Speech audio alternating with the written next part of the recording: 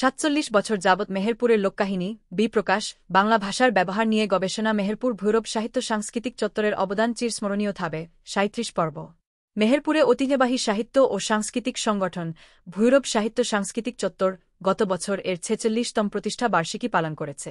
তারা মেহেরপুরবাসীকে কাজের মাধ্যমে জানিয়েছে, তাই মেহেরপুরের সাহিত্যপ্রাণ কেন্দ্র হিসেবে ভৈরব সাহিত্য সাংস্কৃতিক চত্বর স্বীকৃতি পেয়েছে।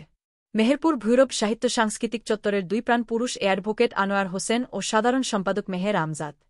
মেহেরপুর জেলার ঐতিহ্যবাহী সাহিত্য ও সাংস্কৃতিক সংগঠন ভৈরব সাহিত্য সাংস্কৃতিক চত্বর এর ৪৬তম প্রতিষ্ঠা বার্ষিকী উপলক্ষে শুক্রবার ৩০ আগস্ট ২০২৪ বিকালে আলোচনা সভা ও সাহিত্য বাসর অনুষ্ঠিত হয়েছিল। সংগঠনের সভাপতির বাসভবনে অনুষ্ঠিত আলোচনা সভা ও সাহিত্য বাসর এর সভাপতিত্ব করেন ভৈরব সাহিত্য সাংস্কৃতিক চত্বর এর সভাপতি অ্যাডভোকেট আনোয়ার হোসেন। বিশেষ অতিথি ছিলেন ভৈরব সাহিত্য সাংস্কৃতিক চত্বর এর সিনিয়র সহসভাপতি ডাক্তার এম.এ. বাশার এবং সাংস্কৃতিক ও নাট্য সম্পাদক মো. সাইদুর রহমান। আলোচনা সভায় অন্যান্যদের মধ্যে বক্তব্য রাখেন ভৈরব সাহিত্য সাংস্কৃতিক চত্বর এর সাহিত্য সম্পাদক মিনা পারভিন, প্রচার ও প্রকাশনা সম্পাদক আবুল আয়েছ লাবলু, নির্বাহী কমিটির অন্যতম সদস্য নীলুফার বানু। অনুষ্ঠানের ২ পর্বে ভৈরব সাহিত্য সাংস্কৃতিক চত্বর এর সাধারণ সম্পাদক মেহের আমজাদ এর সঞ্চালনায় কবিতা আবৃত্তিতে অংশগ্রহণ করেন কবি আবুল আয়েছ লাবলু, মুহম্মদ মহসিন, নূর আলম, রফিকুল ইসলাম, শফিকুর রহমান সেন্টু, বদরুদ্দোজা বিশ্বাস, সাদেকুজ্জামান সেন্টু প্রমুখ।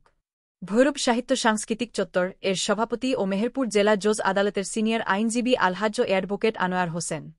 সদা হাস্যজ্জ্বল আলহাজ্জ আনোয়ার হোসেন আইন পেশার সাথে যুক্ত থাকলেও এর পাশাপাশি তিনি সাহিত্য ও সাংস্কৃতিক কর্মকাণ্ডে নিবেদিত প্রাণ এবং পরিচিত মুখ।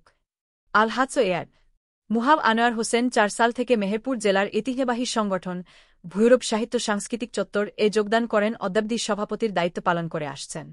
বর্তমানে তিনি মেহেরপুর জেলা শহরের ১ নম্বর ওয়ার্ডের পুরাতন পোস্ট অফিস পাড়ার পিয়াদাপাড়া নিজ বাড়িতে বসবাস করছেন।